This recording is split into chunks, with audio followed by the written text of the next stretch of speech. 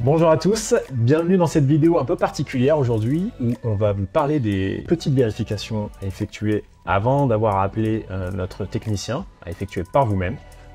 Donc aujourd'hui, je suis accompagné d'Alexandre Gruot, donc notre expert Bonjour. SAV. Il va nous guider à travers donc, les différentes manipulations de premier niveau pour pouvoir effectuer donc, ces réparations. Du coup, on commence par quoi? Alors moi j'aurais commencé par les nettoyeurs haute pression. On a divers pannes fréquentes qui sont faciles à détecter et à réparer déjà.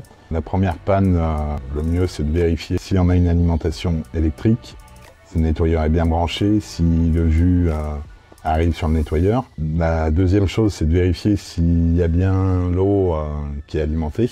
Ok. Voilà. Après, pour ce qui est de la deuxième panne, c'est de regarder la buse, voir si elle n'est pas bouchée. Donc à ce moment-là, il faut regarder si vous avez déjà de l'eau qui sort du nettoyeur.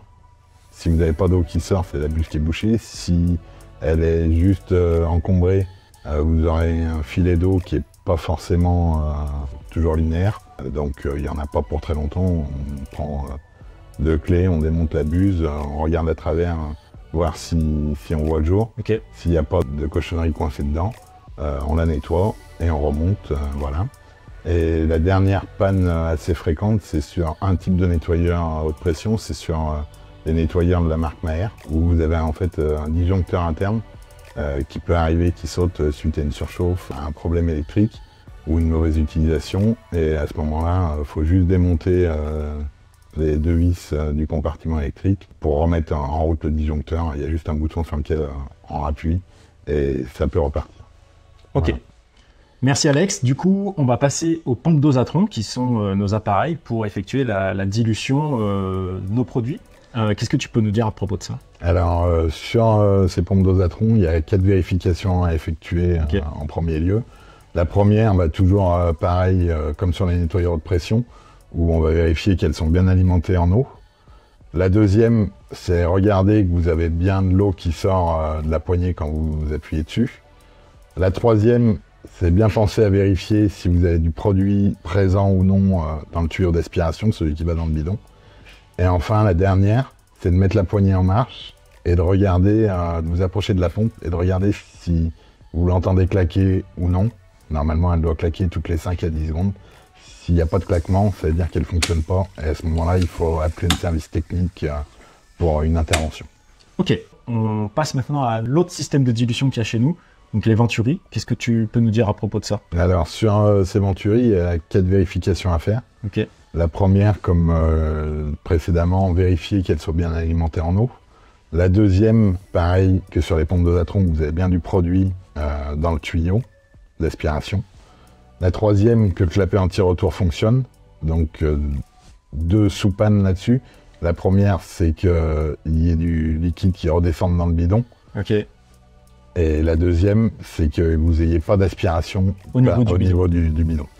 Et enfin, la dernière chose, c'est de vérifier le tuyau de sortie, qui est toujours de couleur noire, qu'il n'est pas dernier dessus. Dès qu'il y a des derniers, il n'y a plus assez de vitesse de passage, ce qui fait qu'il n'y a plus de produit d'aspiré non plus. Ok. Voilà, c'est les 4 vérifications à effectuer avant de m'appeler. Et donc pour les Venturi, c'est ok. Maintenant, on va passer aux aspirateurs. Du coup, qu'est-ce que tu peux nous dire sur ce matériel-là? Alors, c'est si jamais l'aspirateur ne démarre pas du tout, ou alors qu'il fait disjoncter, ça peut être le câble ou la prise qui a un souci. Donc, première chose à voir, vérifier si le câble n'est pas coupé ou si les fils dans la prise sont bien branchés et que la prise est bien alimentée en électricité. Bien sûr. Deuxième chose, il démarre, mais il y a un bruit anormal ou une odeur de brûlé. Ça peut venir du moteur qui est à remplacer. Ou un des plusieurs moteurs. Un ou plusieurs moteurs qui sont à remplacer. Ok. Voilà. Petit rappel pour l'utilisation de ces aspirateurs, c'est toujours de bien souffler le filtre une fois par jour minimum. Deuxième chose, bien penser à vider la cuve pour pas qu'elle se remplisse trop. Et enfin, petit rappel également sur les filtres. Sur ces aspirateurs, il y a 2 filtres qui sont fournis. Le premier filtre, le bleu, qui est pour l'aspiration de produits ou d'eau. Le deuxième filtre, le blanc, qui est pour l'aspiration de poussière. Il ne faut jamais les utiliser les deux en même temps. Bien penser, Ok. soit le bleu pour l'aspiration de produit, soit le blanc pour l'aspiration de poussière. Voilà. Ok.